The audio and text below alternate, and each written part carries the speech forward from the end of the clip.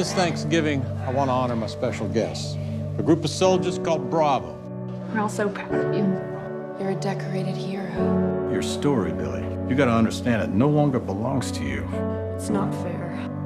Nothing's fair. If you had a choice, would you go back? I don't have a choice, do I? The bullet's already been fired. I'm ready, Sergeant. We haven't decided who to cast for Billy Lynn. Of course, Billy Lynn's long half-time walk. You gotta find the right boy to carry the movie. The film centers around a lot that is not said. So casting the role of Billy Lynn, I wanted to bring in someone that you could read or feel an emotion by just looking at him. And Joe did that. He did that. Joe was still in drama school, and the first week he signed with a young agent. By Friday, I said, we gotta see this young man. And we flew him in the following day. It was a very cold day, I remember. He was freezing, he had a small jacket. It was kind of freezing. He looked like 15 years old. I was just hoping this person can act. And so we read and tested, and there was something about Joe that presented both the kind of blank slate that the film required Billy to be, and yet the complexity that goes on in the mind that then gets translated in the eyes and in the face. Then the studio wanted to test him more because it's unknown. Then we realized he's supposed to fly back the next day. He only had one pair of socks and one underwear. And that small jacket is all he had. And Mark Platt, the producer, has to take him around to buy underwears and socks and, and bought him a sweater. What we did, isn't just some story or idea. It's our lives. You got no clue what it means. You want to turn it into something it's not. It's been pretty amazing, yeah.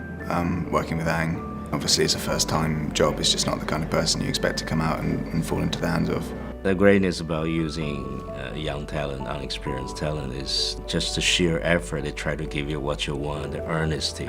From a performance point of view, they'll give you kind of little brushstrokes of direction after each take in quite quiet but meaningful, profound little statements. Somebody like Joe, really, really well trained, knows depth and has the skill but never do anything professionally.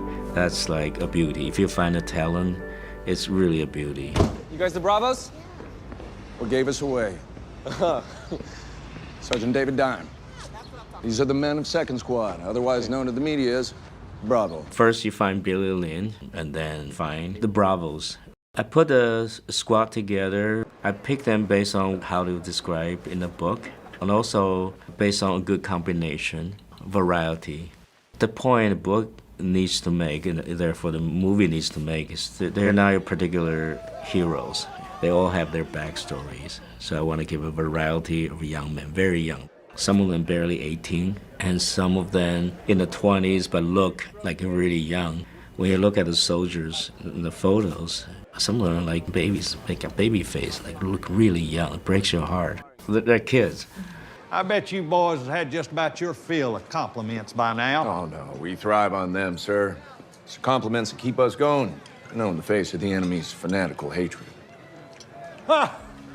In the book, the best part is using Billy's observation and making those brilliant comments, which it cannot possibly be a 19-year-old young man's observation. Somebody else has to say it.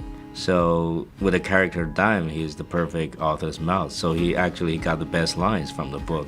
Are we making a difference over there?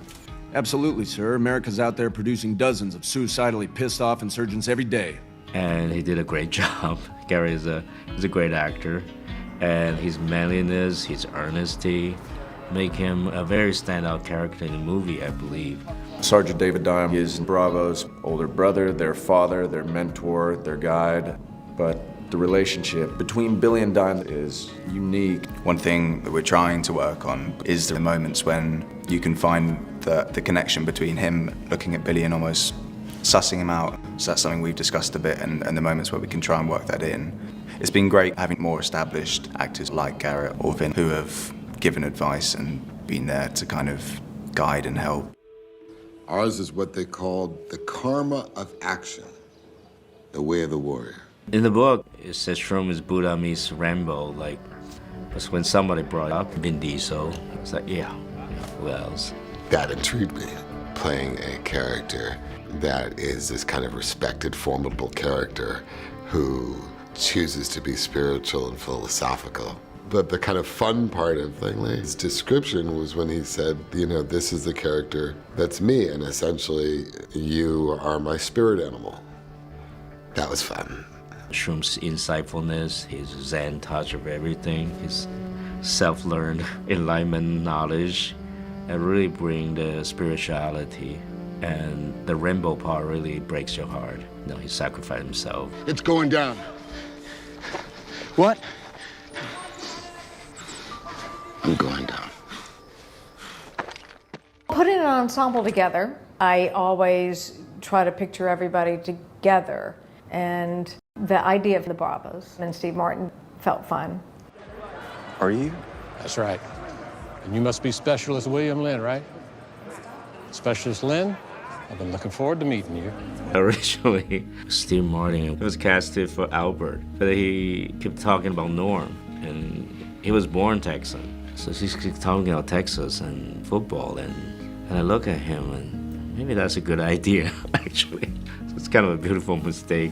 Norm in the book is very tough, but Aang wanted the character to slightly change and be more a father figure, more likable, even though he's a good, strong businessman. Because villains can't be all bad, or it's just too easy. We thought you kind of liked us. But I do. I do like you. I think the world of you fine young men. See, Billy? He does like us. He likes us so much, he's gonna fuck us in the face. Pretty much, I'm first and foremost a fan of a lot of the people that I work with, and very much so when it comes to Steve Martin. You know, it's an honor to work with him. And he gives such a unique twist on Norm's character, and he's so brilliant at it. He's playing a serious character. So that's what I love about Aang. He's so creative. Somebody like Steve Martin can play a dramatic part, and somebody like me, I could play a dramatic part too. Chris Tucker is a very improv kind of person, so it's very different from everybody else. But I think he brought the character a lot of freshness and a lot of heart. Classic Hollywood. What? Old-time Hollywood films. Movies about groups of men working together fine like you all, until some woman comes in and messes it up. There's no woman. It's always a woman. Without a love interest, there's no story. In looking for the cheerleader, we went through a lot of girls. You know, because everybody has their own vision of who that girl should be. Mackenzie was a dancer, I believe, turned to actress, and she came to audition, and it was like bingo.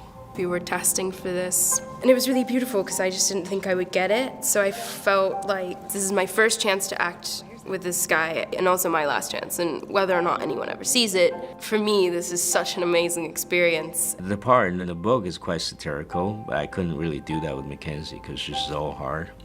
I just about run away with you. Run away. But y'all are getting redeployed. You're a decorated hero. The cheerleader also, to me, represent the dream part of America. All worshipfully how they carry themselves, all the positive energy, all the perkiness. On the flip side of it, there's another girl in Billy's life in our film, and that's Catherine, Billy's sister. And she represents that part of the folks in our country who were disillusioned in 2004 with the war, with the state of their lives. What about all those WMDs we keep hearing about? You see any? How about bringing democracy to the country? Is that working out? Catherine, no politics at the table. Without sounding simplistic, I genuinely probably would have done anything with Aang. In this case, I have a sort of small period of time to represent something quite significant and really emotional and hopefully impactfully, and I have 3 scenes to do so, and I always think that that's a massive challenge to have one of my biggest jobs, take place over 4 days of shooting. But it was one of the hardest things I've ever done. Kristen was my first choice. She's a very passionate actress. And I envisioned somebody get angry, but has a sense of guilt because the brother went to the war because of her. She is protective and proud of him, but I think that she sees changes in him, and you know, when you have such a close relationship with a family member, especially a sibling, and you suddenly don't understand the most primary part of them, and they don't necessarily understand it themselves either, it's a really, really shocking and scary thing to be witness to, and it's kind of gutting. But when you love someone truly, you have to accept what they are. That's holistic love. So I think that what he says, he's going back, is doing his duty. Her acceptance is heartbreaking. I'm always proud of you. When chemistry is good and the energy is good on the set, that's when you know that it's going to be some good performances. And it all starts with the leader, and Ang Lee is the best. I felt like I had just been lucky enough to go to the Director's Master's program. He's constantly talking about truth, and that's my favorite type of filmmaking. He just takes it further than I've ever seen anyone. He's got an amazing vision of what he wants, and you can really sense that. And you can sense that in the whole crew as well. It's just been amazing.